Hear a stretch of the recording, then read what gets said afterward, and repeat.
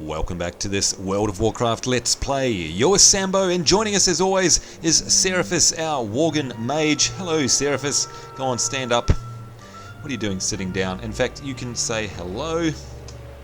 Fate has brought you here to me. It has indeed. And of course, if you joined us in our last episode, you'll remember that something significant happened, and you can see it up here by my mini-map. There it is, a Worgen bite. That's right.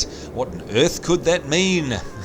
You were bitten by a Worgen. The wound looks minor. Maybe it'll go away with time. Maybe it will. Maybe it won't. Who knows? Alright, now there were a couple of things that we did in the last episode that I forgot to sort of follow up on, and that one of them of course was this ability shoot here. Now you'll remember that we equipped the ability shoot into our hotbar after we had equipped the off-hander here, the ranged wand weapon. I'm just going to show you how that works, very simple. Let's find some unsuspecting rat or something that we can kill. The big thing is that the ranged abilities, especially something like a wand, do not use mana, and here we go, you can see, here we go, we're firing that one off, and it's just a nice handy little backup that does not use any of your mana.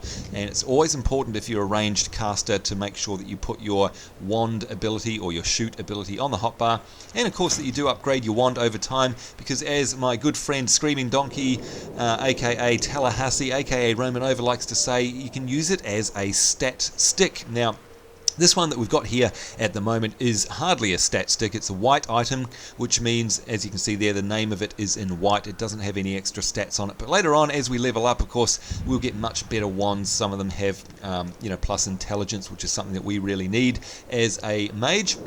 Or all sorts of other stats. In fact, very quickly going through the stats that are available in WoW, because a lot of you are saying, well, what are they and how do they work?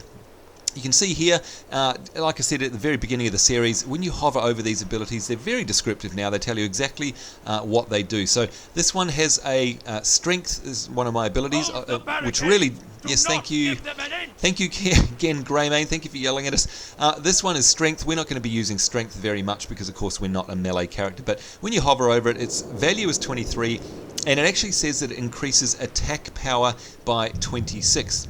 Now, you say to yourself, hang on, what is attack power? Well, if you look in the section below us, which is a melee section, there's an attack power thing there.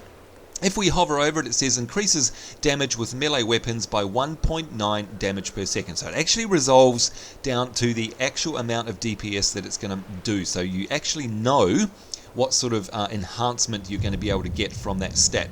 Agility increases the critical hit chance by 5.15%. Stamina increases our health by 30. Which is very nice. Intellect, and this is the big one, of course, because we're a mage. So it increases our mana by 65, increases spell power by 13, and it also includes another stat which is relatively new in the, well, I'm not sure if it was in Cataclysm or Wrath of the Lich King, but now intellect actually increases your spell critical hit, and in this case by 4.15%, which is different to your crit chance under melee down here. So it's an important difference. And we have Spirit, which is your mana regen by 11 per 5 seconds while not casting. So Spirit is your out of combat regen rate for mana. And if we go down to spell here, you can see here these are all the specific values for our spells. So you can see that crit chance that we mentioned before, our combat regen. So while we're in combat, we actually regen 5 mana every 5 seconds. Out of combat is 61 per 5. We can see our spell penetration. We'll talk about that as we go further through the game. Our hit chance, our haste, which is our casting speed, by the way, which is 0 at the moment, so we're not getting any increases to our casting speed, and our spell power. It's a big one for us because we're a mage. We do damaging magical abilities. This one increases the damage and healing of spells. So we really want lots of spell power. And you can see there that that's got from intellect. So intellect powers all the things that are important to us as a caster. Our mana pool, our critical hit rate, and our actual spell power. So there you go. I think it's time for us now to carry on with this quest. I think you'll remember that it was going to be something big. Oh, wait a minute. One more thing I see hovering above the mini-map here. You can see there's the date. Of course, you can always see the date and time around the outside of the mini-map there. But if you click on the date, you actually get a calendar. So for those of you who've never played WoW before, you do get an in-game calendar. And as you can see, as I cycle through all the months here, you can see that it also shows all the in-game events, like the Dark Moon Fair, the Fishing Derby. We've got Children's Week, Noble Garden, which was Easter, got the Dark Moon Fair, or everything that's there. And it gives you a little brief description about what it is. So yeah, Noble Garden was recently because it was Easter here. You can also, of course, right-click and, oops, not before today.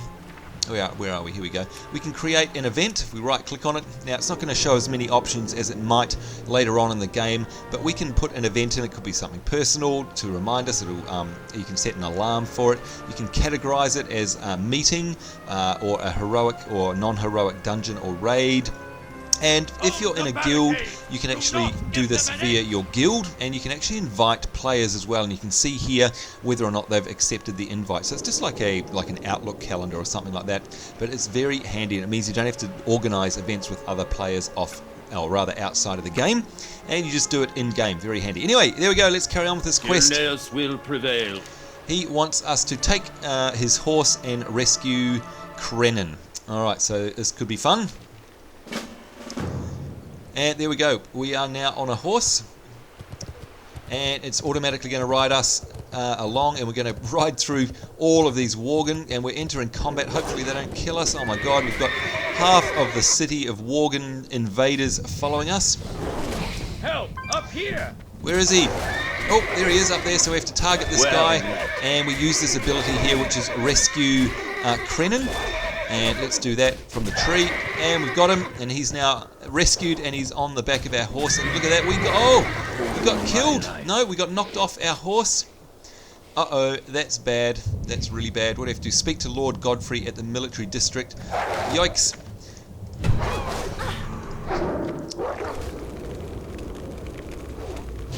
Dear, oh dear. I don't have a target. Now, this is interesting. I don't remember this happening, because I've got a funny feeling that last time I actually made it through there. How on earth am I going to make it through all of those mobs up there? I have no idea. Let's use our wand, shall we? See how much damage it does. Not much. Okay, we better cast a good old fireball.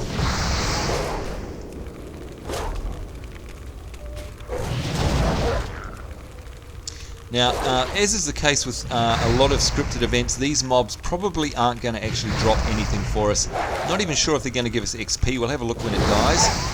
No, it's not. We've got low health there. I think I'm in a bit of trouble, unless we can go around the back way. Let's have a look at the map. Yeah, it looks like we might be able to go around the outside, go the long way, because I'm absolutely not going through there. And I honestly can't remember if it was deliberate or not. Uh-oh. No, that looks bad as well. Because I don't think there was anything we could do about being killed on the horse, because the horse was sort of under auto control. So unless there's some other way around, let's have a look on the map. Maybe we can get out one more layer, I'm not sure. I don't think so. Maybe we can sort of go the long way around. No, that's going to take us back in as well. Goodness me. Maybe it's designed to deliberately kill us so that we learn about rezzing and about how death works in this game. Perhaps. I need to touch something first. Or I can try picking these guys off, but I don't think that's going to work. We'll soon find out. Well, at least it didn't aggro a whole other bunch of them. Uh-oh. Nope. Now, by the way, to stop casting in WoW, you literally just move, and that will interrupt your cast. But I've got a funny feeling we are going to die.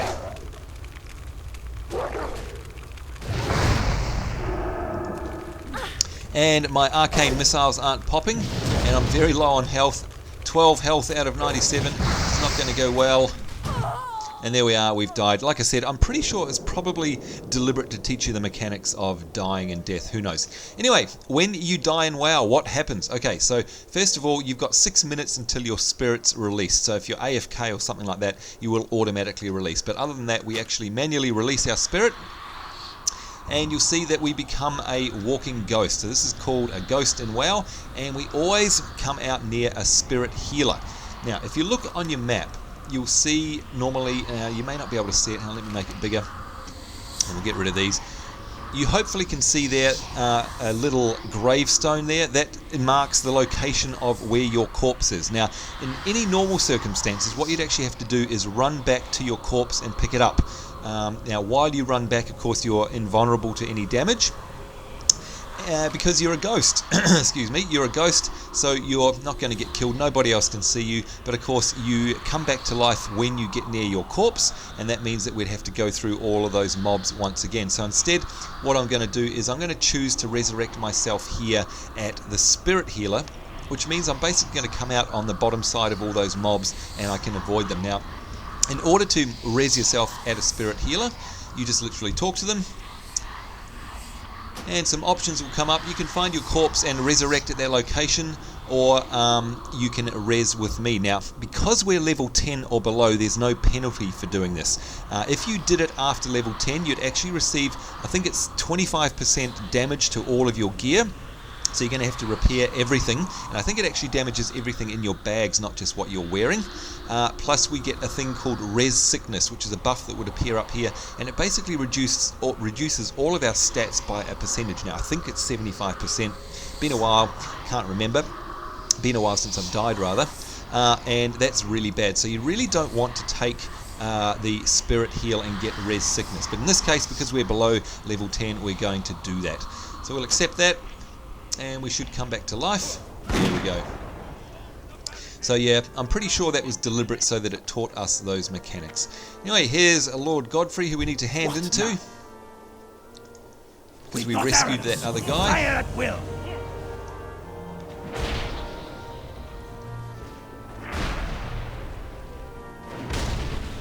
Alright, so a little cutscene there. Lord Godfrey, what has he got for us? Speak to King Gen Greymane at the Greymane Court in Gilneas City. And of course, once again, we just follow the little yellow arrow on our mini-map that shows us the general direction that we need to head in. Oh, actually, and we're not going up there. If we have a look at our map, we can see that we can actually sneak around the outside here and make our way to him a safe way, rather than having to go through the middle where all those mobs were, where we would undoubtedly die. You can see them all in there. We can give a hand while we're here though.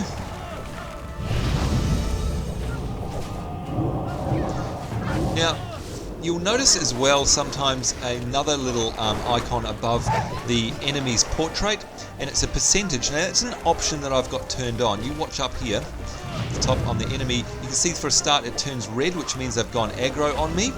But there's also a percentage number that appears up the top sometimes, now, especially if the mob is in a group or if you're in a party, and what that is doing is showing the aggro percentage to you. Now that's of course especially important given that we're a mage and that we have an incredibly high output of DPS. What we don't want to do is make sure that we're out aggroing, or rather pulling mobs off our tank, for example, when we're in a group.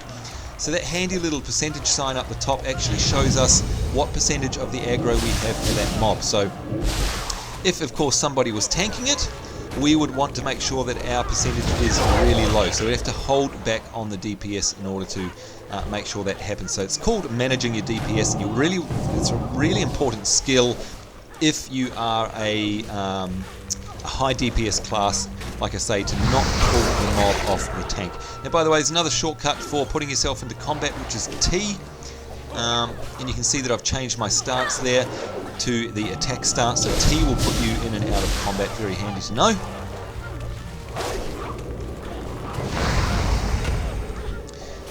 Oops, and we keep getting the attention of all these mobs, and you know what, we're running a little bit low on health. You can see their health low. I'm going to die.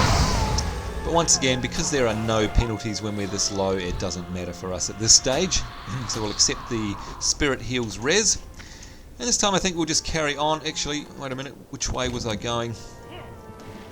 Around here, and then we're going to head off to the side. So we take the outer rim around the city because we don't want to die again.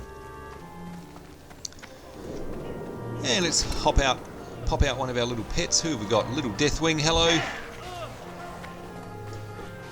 Using my gut pet add-on up the top there, which basically pulls out a random pet, which is very nice.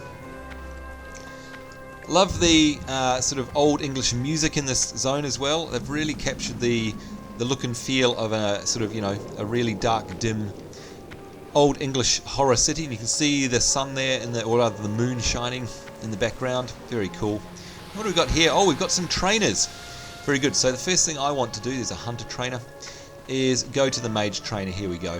And also, by the way, speaking of things being doomy and gloomy, don't forget that in WoW the time of day is real time. So whatever time of day it is outside your door, or rather on the server, depending on what time zone server you're playing in, that dictates the time of day in game as well. So if it's early morning, you'll have it all nice, bright and fresh, and of course if it's the middle of the night that you're playing, it'll be night time in the game. And that is a 24-hour cycle as well, by the way. It's not accelerated at all.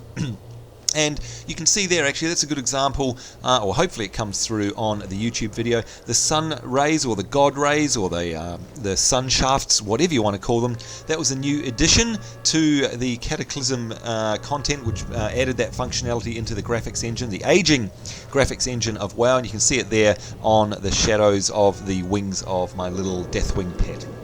Very cool, lots of nice little graphical touches that have been added over the years. All right, let's talk to the old mage trainer. What level am I? I'm level 4. Looks like I've got nothing there till level 5, unfortunately. That's enough gabbing for me today. Now, hopefully around here is a general goods vendor. Is there? There's a druid trainer, rogue trainer. No. Although we can see the world out in the background there that we will end up getting into. That's not pretty scenery that you can't interact with. Out there is actually where we will end up. It's a huge world. Sadly, no general goods vendor, so I can't offload any of my junk. For Gilneas. If we can make it past the gates of Duskhaven, we'll be safe. The eastern mountains are virtually impassable. We need to keep the Worgen's attention in the city again. It's the only shot we have for the survivors to make it to Duskhaven. I'll stay behind with the Royal Guard, Father. It's my duty to Gilneas. Not a chance, boy. Gilneas is going to need its king's undivided attention. I'll have your father wondering whether his child is alive or not. My men and I will hold up inside the Lightstorm Cathedral. I've already given the order, and the cannons are on their way. Lead our people well again. We were fools to take up arms against each other, Darius. The Worgen would have never stood a chance. Alright. We will prevail.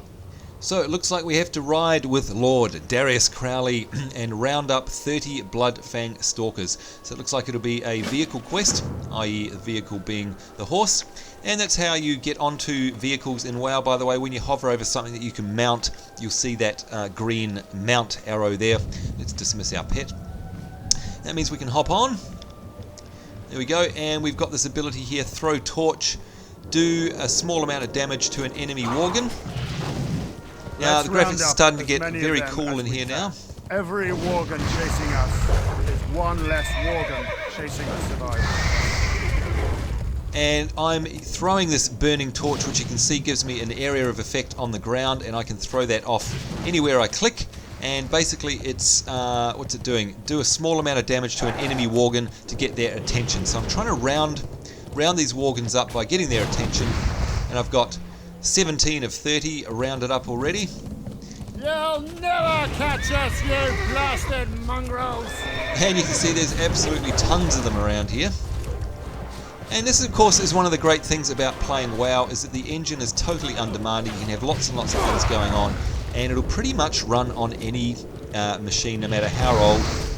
Well, I'm sure there's a limit, but considering that the game came out, what, 5-6 years ago, and yes, they have tweaked all sorts of things in the engine, which does up the system requirements just a bit more.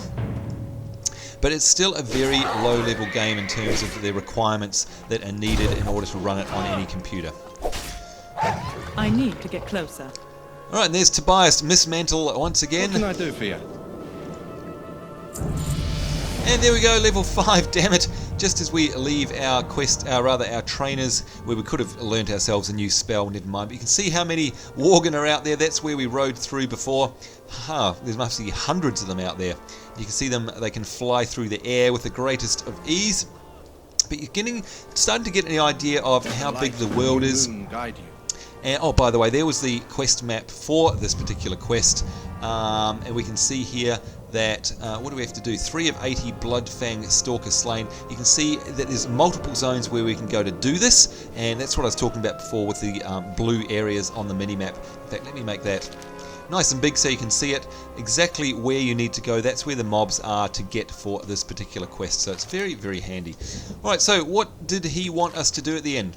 Slay 80 Bloodfang Stalkers using the rebel cannons. Alright, and what do we get? Unfortunately, nothing. They're classes, or rather they're items that we can't use as a mage class. Mail and leather once again. Anyway, let's hop on one of these cannons. Here we go. And you can see now that as I move it around with my right mouse button, the left mouse button is the view of course, right mouse button shows the designated target and where it's going to land, and then all I need to do is either press 1 or click on this, shoots a powerful cannonball at the enemy, there we go, and that took out a whole bunch of them. And now they're coming to get me. I can't cast that yet. So they're going to start attacking my cannon, That spell which isn't has ready its yet. own health bar, by the way. You can see here the little green potion can't bottle cast on the that. left. That's its health, and it says it's a 1005 out of 1020, so 99%. And this is its mana. So I'm going to presume that the cannon... No, the cannon doesn't use mana. Some That abilities spell that isn't you ready yet. have on vehicles and weapons like this, they do use up mana, so you can't spam them. But given that this is the starting area, I think they're going easy on us. So we're just That's going to still recharging. wreak havoc. That spell isn't ready yet. 65 out of 80. Oops, That's that got still their attention. recharging. I can't cast that yet. And there we go. And of course, off in the distance, I don't know if you can see there, is a forest. We're going to be heading out into that later. Up till this point, all we've seen is sort of the grey, miserable area of this town. Don't forget, folks, that this is an entire zone. If I right-click out there, you can start to see it around the city. And it's very, very well designed. And as I mentioned way back in the very first episode of this Let's Play WoW series, the zone is actually subject to phasing as well. So all of these parts, especially down this coast, I do remember from when I played through first, they actually change, and something to look forward to. It's very cool technology, but the outside zones in WoW are some of the coolest in any game. I really love the atmosphere, the music, the sound effects, and the look they get, and in this case you've got your sort of dark, dismal forest that we're going to head out to. It's very cool. See it off there in the distance. Anyway, Get gabbing or get going. let's choose the item that's going to give us the most at a vendor, even though we can't use it ourselves. Now we have to speak to Lord Darius Crowley inside the Wouldn't want Light's to see Dawn me when I'm angry. Cathedral, which is no doubt in here. There we go, Cathedral Court, discovered Light's Dawn Cathedral. Now, of course, discovering zones is another thing that you want to do in WoW. Not only does it open up areas of your map, but very important thing is achievements. So, for example, if we go to our exploration tab in our achievements screen, you'll see here that we have a bunch of things where we have to explore various parts of the world, and you get lots of good achievement points for doing this. And you also get some titles. So, for example, if I have a look at the headline achievement here, explore all of the regions of the various continents around the place. For example, if we look at, let's say, Kalimdor, which is the continent that we're on at the moment, each of these are all a list of all the zones within the continent, and one of them should be, let's have a look, do we have Gilneas? No, maybe it's under Cataclysm. Hyjal, no, where is it? Eastern, it's not going to be under Eastern Kingdoms. Maybe it's not part of the achievements. Not sure. Durotar, Darkshore, Ashen Vale. What do we got here? Desolus, Mulgore. Just trying to find where it might be. Bloodmist Isle, Thousand Needles, Azshara, Silithus, Teldrassil. Gosh, all these names bring back so many memories too. Good lord. Kalimdor, can't seem to see it there. Pretty sure, unless I'm wrong, it's not in the Eastern Kingdoms. Where are we? Elwyn Forest, no. Ghostlands, no. Cape of Stranglethorn, no.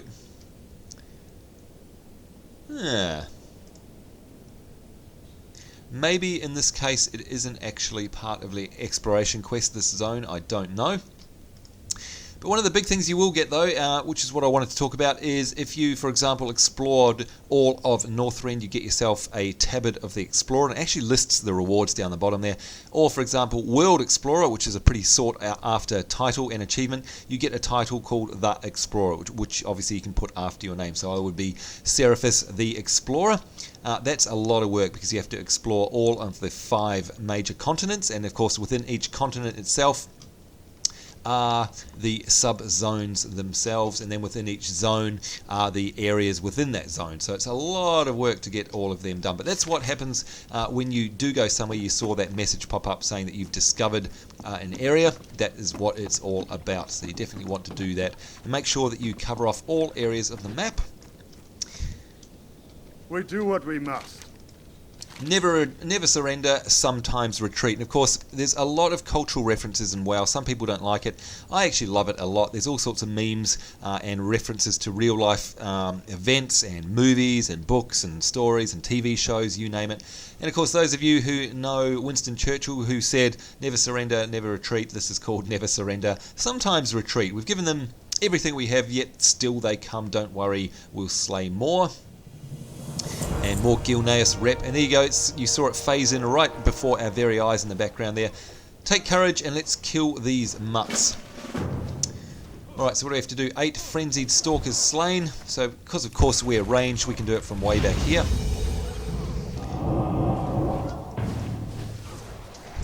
There you go, 1 down. Now these mobs look like they're not going to be dropping any loot either, because it's kind of like a bit of a scripted event, which is a bit of a shame. I don't have a target. But that's okay, I'm sure it'll make up for it with rewards and quest XP, so it's no problem.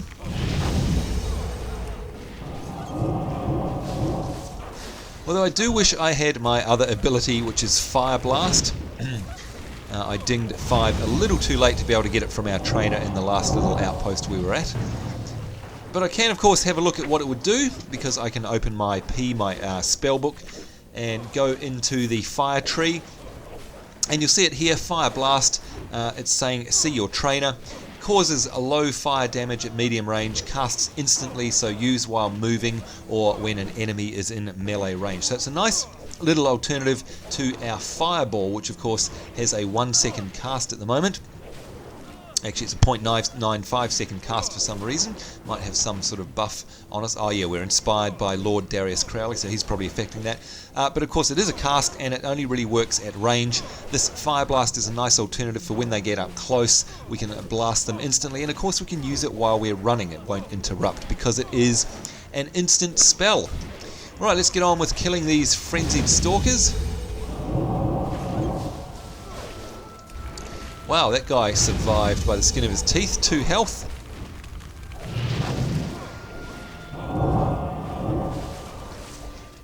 Six of 8.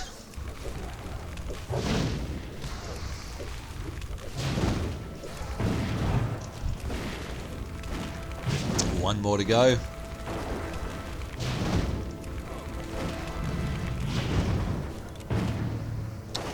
And there we go, 8 of 8 leaving combat. Back to Lord Darius Crowley. We will prevail.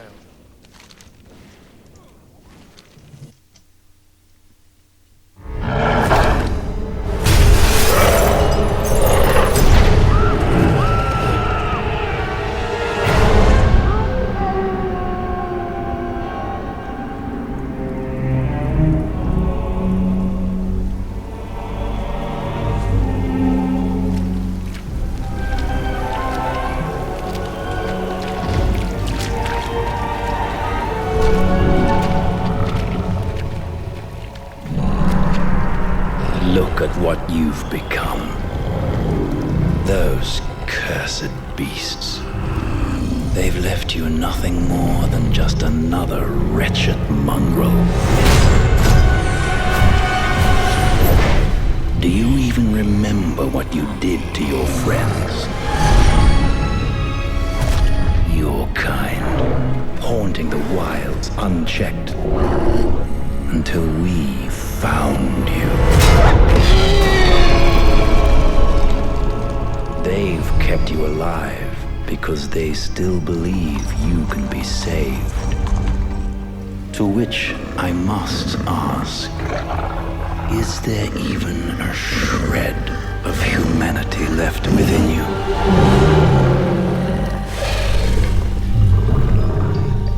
Perhaps we will find out soon enough.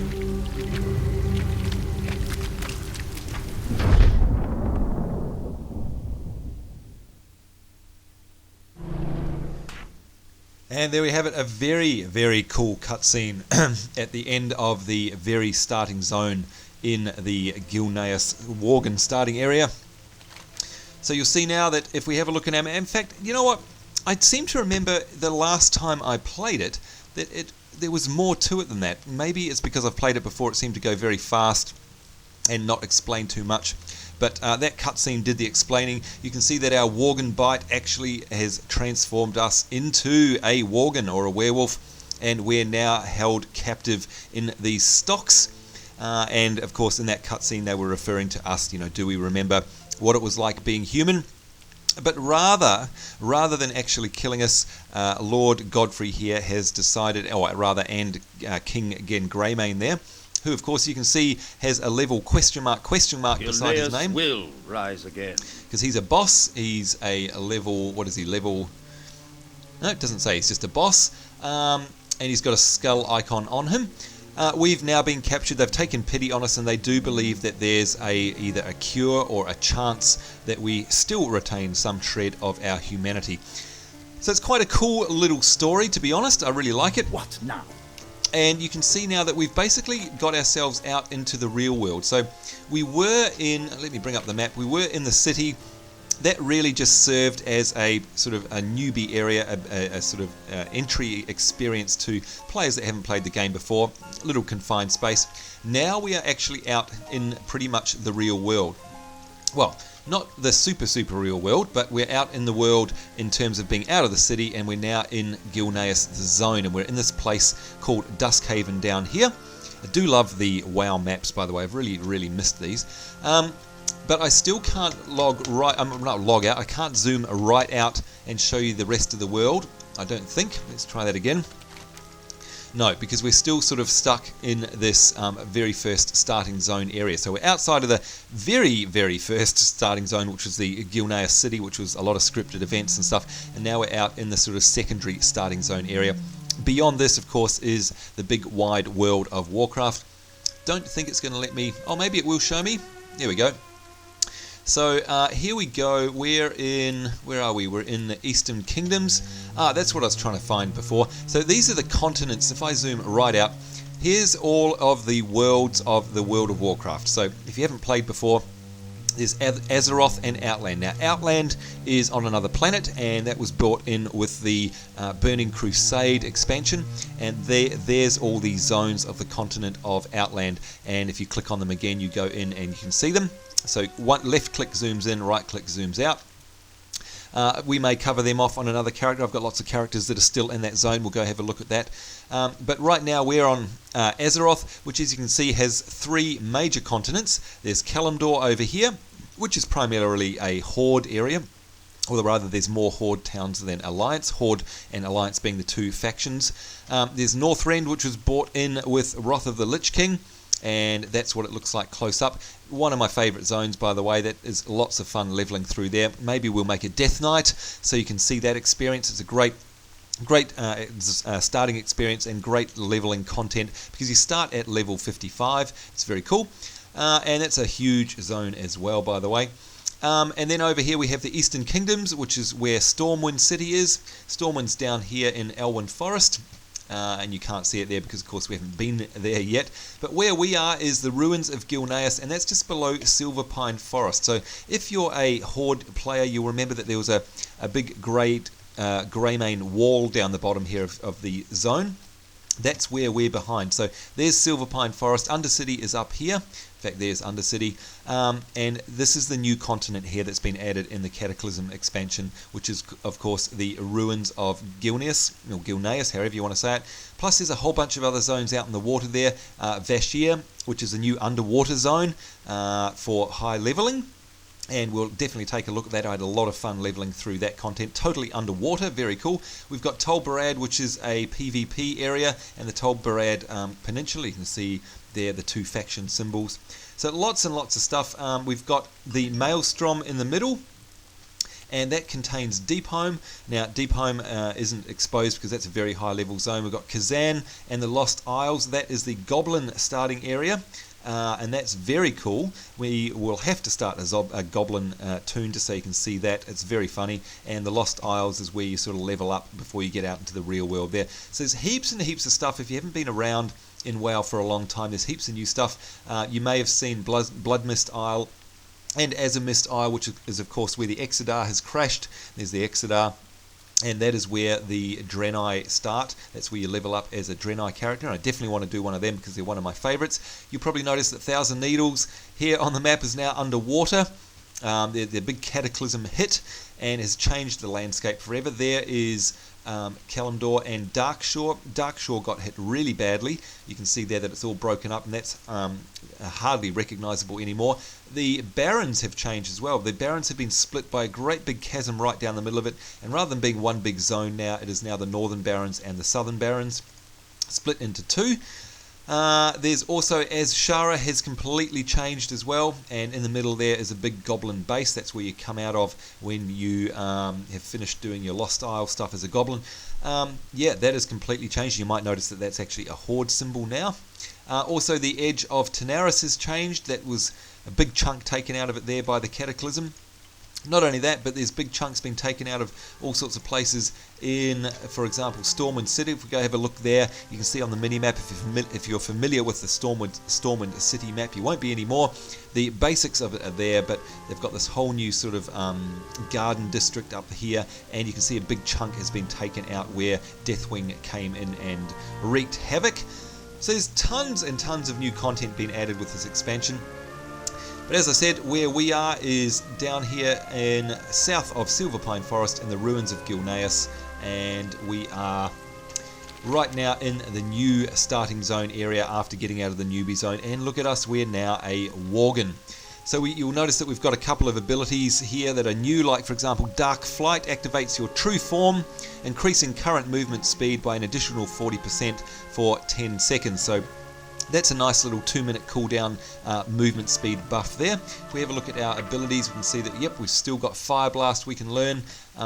We've got a new racial passive, which is called Viciousness, which increases our critical strike chance by 1%. That's very handy. And we've got another passive here, racial passage, being a Worgen, which is Flayer. So our skinning skill is increased by 15 and actually allows us to skin faster. Now that is a really, really handy skill to have, because skinning just, it's so quick. You don't have to stand there waiting for the progress bar to go through. So we'll definitely be taking skinning ourselves to make use of that, which is cool. And you can see here we've got a new racial ability that comes to us at level 20, which is called Running Wild. And basically that's the mount for a Worgen, and that means we drop to all fours and run as fast as a wild animal, so we don't actually need a mount. We still can have a mount, but we've got one sort of built in, which is cool. And we also have another racial passage that's passive that's appeared there, which is the Aberration. Increases your resistance to harmful nature and shadow effects by 4. So that's very cool as well. So yeah, lots of stuff there. What have we got? I don't think there's anything else we can learn at the moment. Here we are in the Stockades, hopefully going to be given a second chance, as they do believe there's a shred of humanity left in us.